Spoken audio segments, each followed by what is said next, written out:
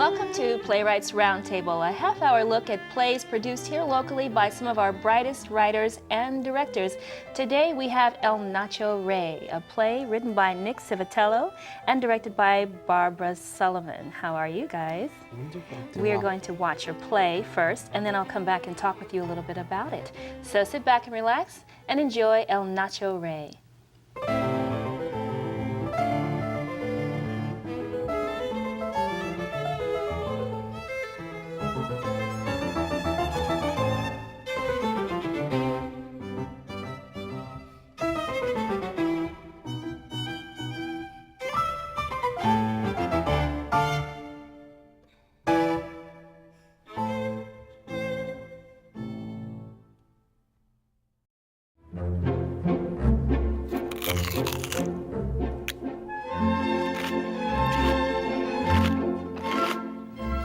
Don't you ever get in trouble for this, stealing food and drinks out in the open? Nope, not like anyone's ever around to check. You know, I don't know why more people don't go ice skating in July. I would go ice skating in July. Do you even know how to ice skate, Anna? I could learn. So, what's new? Nothing. Nothing? Nothing. Oh, wait, something. Something big sounds like something big. Huge. Did you hear about Craig? Our Craig. Yup, Craigers. Something's up with Craigers? Yeah, dude, he's Preggers. Preggers is Preggers? How could Craigers be Preggers? Not Craigers himself. He knocked up his girlfriend. Peg? Yup, Peggers. Craigers got Peggers Preggers. That's what I'm saying. That's amazing. Well, she shouldn't have spread her leggers at the last kegger. Oh, so there was a party. I don't know, I just didn't want to break up the rhyme scheme. This is huge. So what are they gonna do? Well, last time I talked to Craig, he was blowing off steam. How? By throwing eggers at beggars. Stop that. Okay. This is huge. Are they sure she's knocked up? She's way late. I guess she's getting checked out by the doctor today. Intense. Yeah. So what do you think they're gonna do? Hard to say. Craig's the type of guy that would like to do the noble thing and leave the choice up to her. And yet he's also sort of a coward. And he excels in the art of passive-aggressive suggestion. That's a woman's art. How did he learn our secrets? I don't know, I think from too much hanging out with his mom. Anyway, I don't think he's fully aware of the scope of his nagging abilities. He might actually convince her to get rid of it without even meaning to. So you don't think he wants it? No. But I think he really loves Peg. I think he really loves a new girl every 3 months. He's real good at striking this hopeless romantic pose. But it's just a pose. You are quite the cynic, Shiro. It's funny you mention that. My BA was in cynicism. Now you sell concessions. And now I rarely sell concessions. I often steal concessions. You want some candy? Yeah, okay. Thanks. You know, I don't think you give our Craigers enough credit. You make him sound nearly villainous or pathetic at the least. Well, I love the kid, but I calls him like I sees him. I mean, you've known him about as long as I have. Can you tell me that I'm wrong? Yeah, but how could this happen? Peg is like super religious, isn't she? Well, she sure isn't a nun if she's knocked up. All right, so when's Craig supposed to get here? He said he'd come by about 8. What time is it now? It is 10:14. He'll be here within 30 seconds. How do you know? Well, he moves in Craig time. You have to have 2 hours and 15 minutes to any appointed time. Does that actually work? Shiro, Annabelle! Wow, good call. Stop freaking out! She hasn't called yet. Does she know? Yeah, he told me. Of course you do. Man, oh man, Anna. I need a hug from a pretty girl. Aw, come here, big guy. Do you know where I can find one? Jerk. Next one. Sorry, I've been saving that one up. Plus, I needed a laugh. You're very pretty, though. Yeah, fine. So, under pressure, big guy? Yeah. Yeah, what are you gonna do? I have no idea. Well, what does Peg have to say about it? She's still clueless, thank God. What do you mean? I'm not going to tell her if I don't have to. How could she not know? Isn't her womb the one in question? Not so much. You want a drink? Yeah, what do you got? You've got a bottle of liquor back there? No. I have many bottles of liquor back here. Aha. He came out with the good stuff. Bunch of alcoholics. Hey, you got gotta do what you gotta do. Come on now, I'm waiting on you.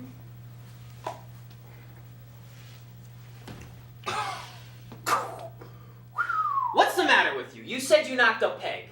No, I said I might be having a baby. I didn't specify with whom. Hey, What? that means you cheated on Peg. You're a cheater. Dude, we're in the ice rink in the middle of July. No one's here. I don't care. This is a small town, so please, keep it down. You're a bad, bad man. God, I know. Look, I've been tearing myself apart as it is, without your help. And the universe has been taking out on me too. So I don't need you coming down on me, okay? You're a bad, bad man. So, who was it, Craig? None of your business. Well, then you shouldn't have brought it to my attention. Come on, now I've got to know. Me too. All right, it was an old flame. Ooh. You had the X-sex? You danced the retro boogie? Yeah. So which one was it? Was it that girl Maddie? Ooh, are you Maddie's baby daddy? No, further back. What about the girl from college, Amy Duff? Oh, did you show all of your stuff to Miss Amy Duff? No, further back than that. Linda McKay. Did you play doctor all day with Linda McKay? Don't make fun. It was Jen. Jen who? From high school, Jen Largo. Oh, you unveiled your cargo to Jenny Largo. Don't make fun. When did you date Jen Largo? You were a couple years behind us. You wouldn't have remembered. Plus, it didn't last very long. Oh, it lasted. 1 week of awkward whining and dining, 3 months of subsequent post-breakup whining and pining. Shut up! I really liked her. Plus, it wasn't just awkward dinner dates. There was some awkward groping. Guys, I'm in agony over this whole thing. I know I'm supposed to be punished and all, but this feels like a death sentence. I mean, she said she wouldn't even have an abortion, and if she has the kid, then I have to spend the rest of my life raising it with her. And then there's Peg. She'll never speak to me ever again. We should all pray. What for? For no baby. Kind of a selfish prayer. Not if it's you and me doing it. It's not gonna work. I don't believe in God. Okay, well, what do you hold sacred? Good question. It's football. Hey! I'm pretty serious about nachos. It's true. I once saw him send back a whole plate of chips because they used 3 kinds of cheese instead of 4. They tried to rob me of an important cheese. Nachos it is. Do we have any? Of course he does. He's got everything. Yeah. Ah, I found their king, El Nacho Rey. Guys, don't be stupid. This is gonna help, trust us. Oh, and I have found his super holy red carpet. All aboard. Aye, aye, up you go, your majesty. Is that their king? He doesn't even have any cheese. But of course, El Nacho Rey has forgotten his crown.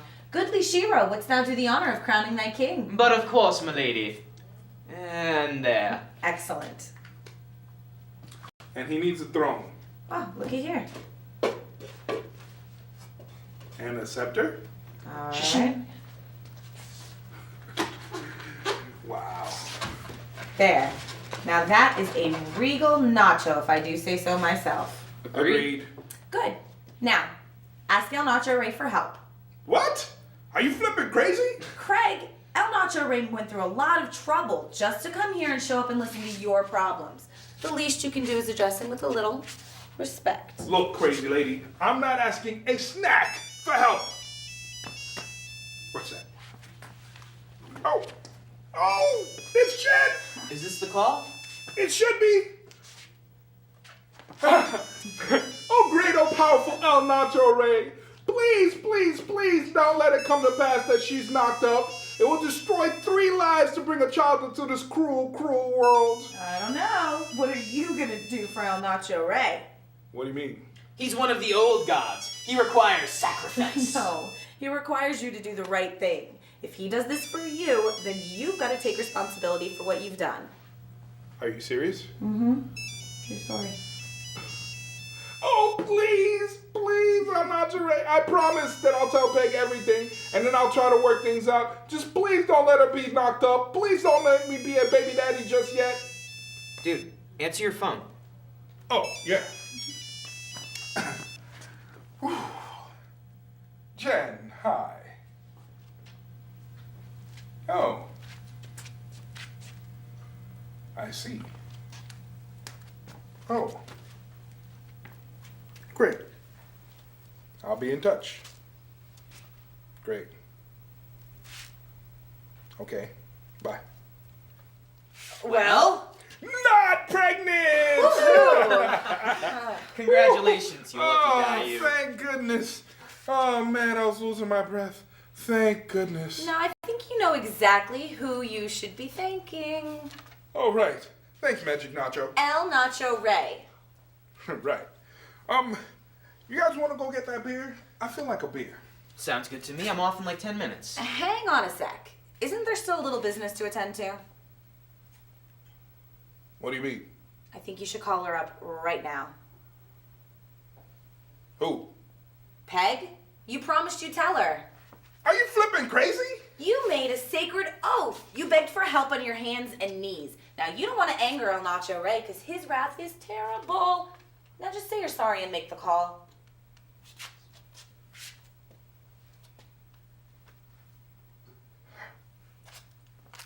You're unbelievable. You would eat your only savior. To be fair, Christians do that all the time. Treacherous swine. Hey, you won't be needing that. I can't believe you just did that. Take that. Oh, thanks. Hey, you got any more of those chips? Well, yeah, I do, but Hey, you... I don't remember where they're at. Craig, I really think you ought to tell her. There's no way. Why do you care so much anyway? Because it's not right.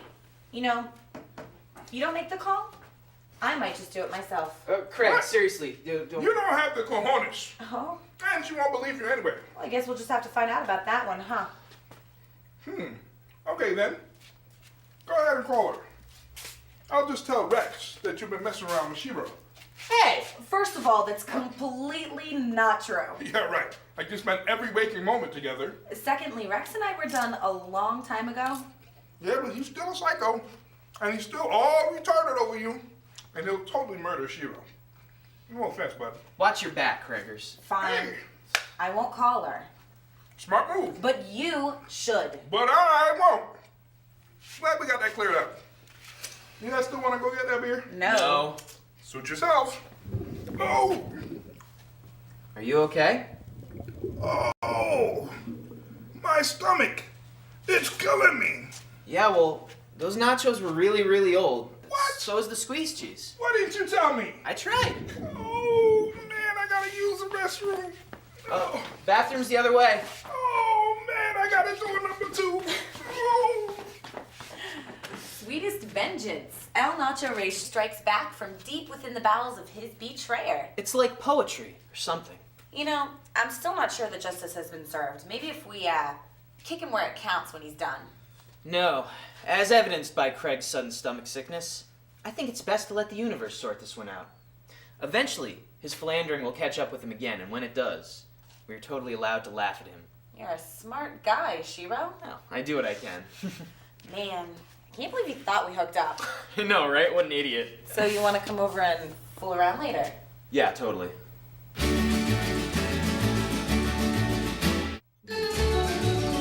Some very zany characters in this play. I don't know what to think about them yet. But I'm going to ask you about them after we get back from a short intermission. We're going to talk to Barbara Solomon and Nick Civitello, who wrote this interesting play, El Nacho Rey.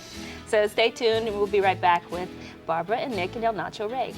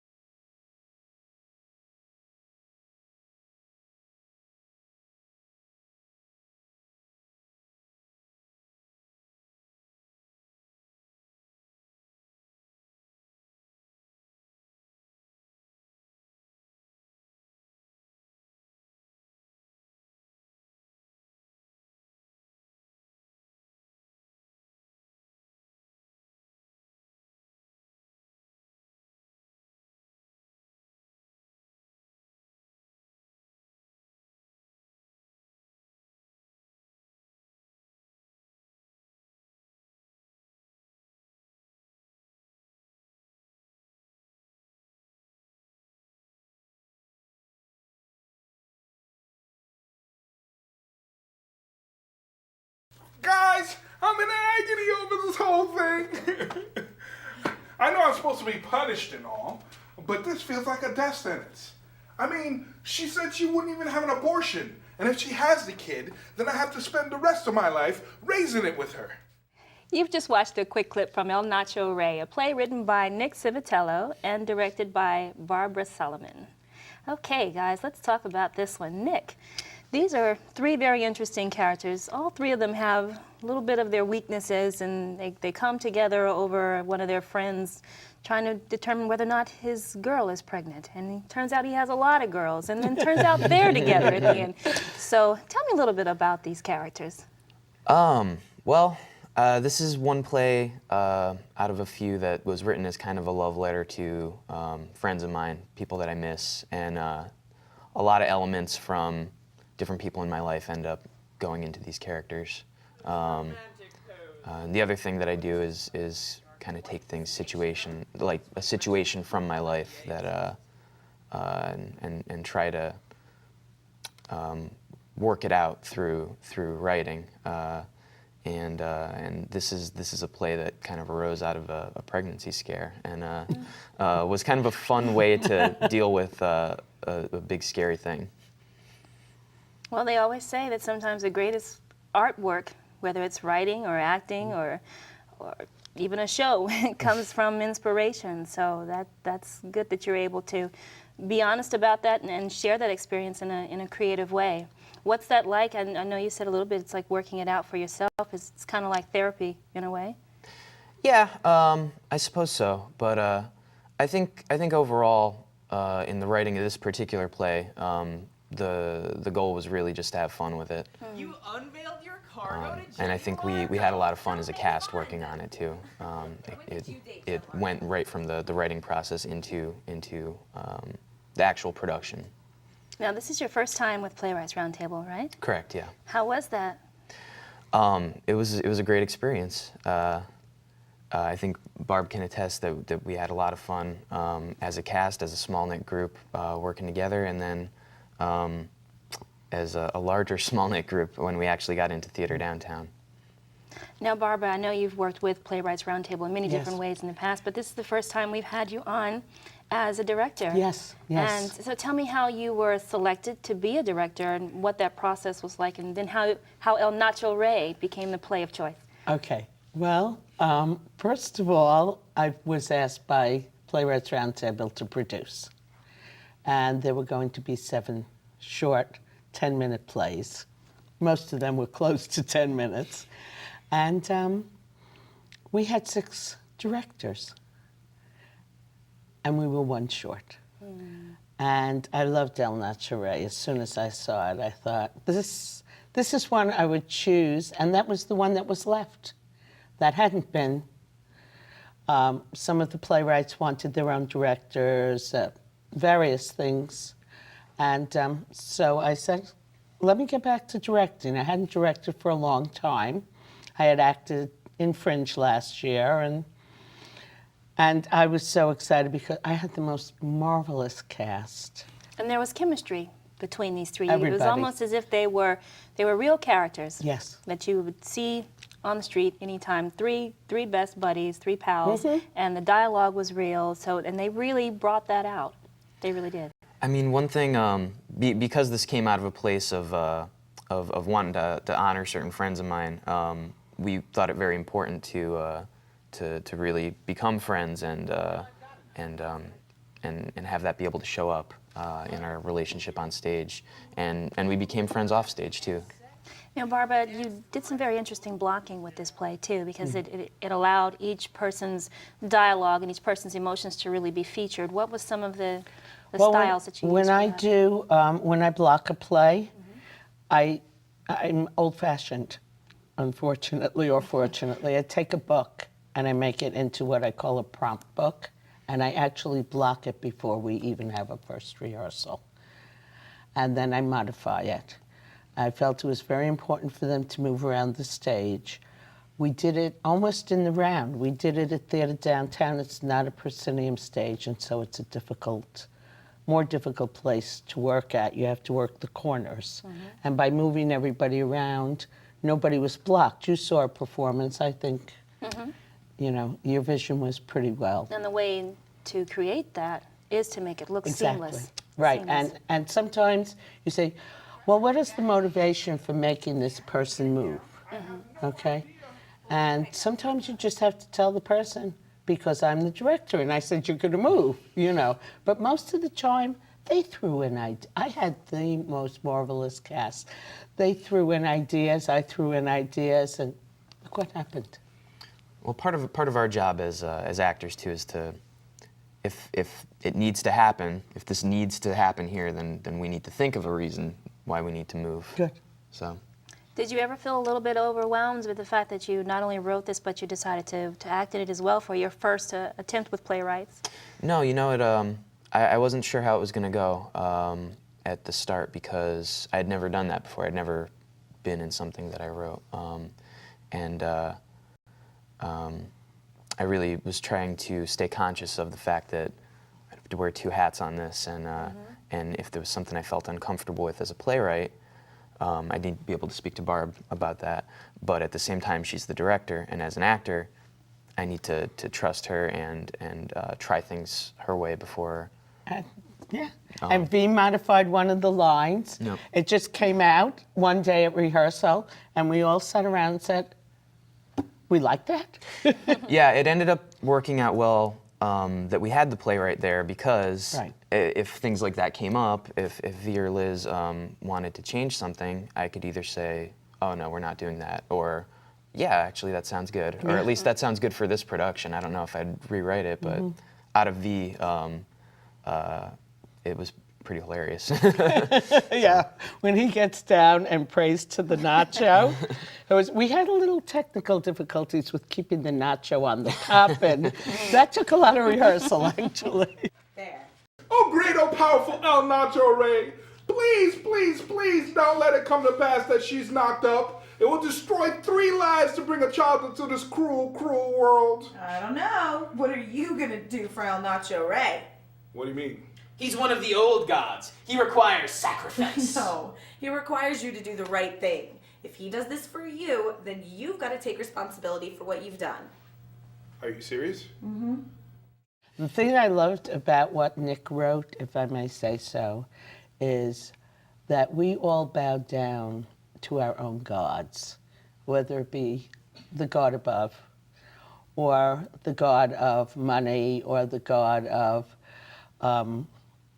Tortilla chips. love. But here, he did it in such a way that it was not only amusing but touching. That we bowed down to the God of the tortilla chips, and In a moment of panic. and the universe sorted it all out. Doesn't it always? So Nick, what was this experience like, seeing your work for the first time on the stage, even though it's just a short 10 minutes or 10 minutes-ish of an audience's time? You got a chance to get a feel for what people think about your work, where the laughter came in, and where those moments that touch people came in. What was that experience like for you?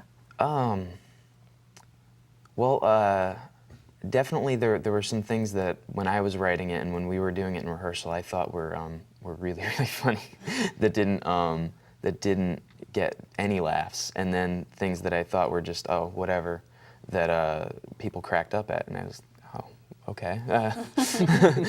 I guess that's clever, sure. I don't know. It's hard to say because I wasn't sitting down. I was up there. That's true. Yeah, but it's exciting, isn't it, to see your work up on the stage? Oh, absolutely. And we have to thank Playwrights Roundtable for giving all of us this opportunity. Nick was a theater major at Rollins, and I taught drama in my salad days. But Playwrights Roundtable has given us an amazing opportunity to write, to produce, to act, and I think we are raising the bar with every performance we do. We got some very good reviews on this. Fabulous. And I think this is good for you, Nick, because for your first opportunity to have such a perfect relationship, a good relationship with the director, a good chemistry with the cast, you know, seems like there were almost very few glitches involved in this process for you, so it definitely makes the transition smoother for you to do more work. Absolutely. And he's going to. We've already asked him to write some more things for us. Well, all right. We look forward to having you back on Playwrights and having one of your plays produced here again. I look forward to coming back. Well, thank you both for coming by and sharing your insights with me on El Nacho Rey. We certainly hope this won't be the last time we see you. I hope so too. All right. Thank you for joining us on Playwrights Roundtable. We hope you'll come back again soon, where we continue to showcase the brightest and the most talented of playwrights and actors and directors here in Central Florida. See you next time.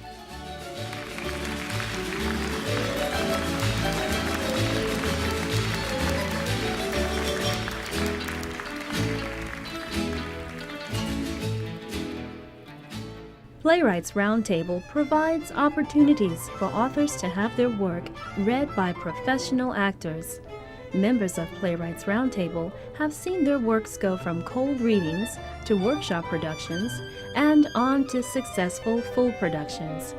If you love the craft, Playwrights Roundtable is the place. For more information, contact Playwrights Roundtable at 407-788-8468 or check out the website www.playwrightsroundtable.org.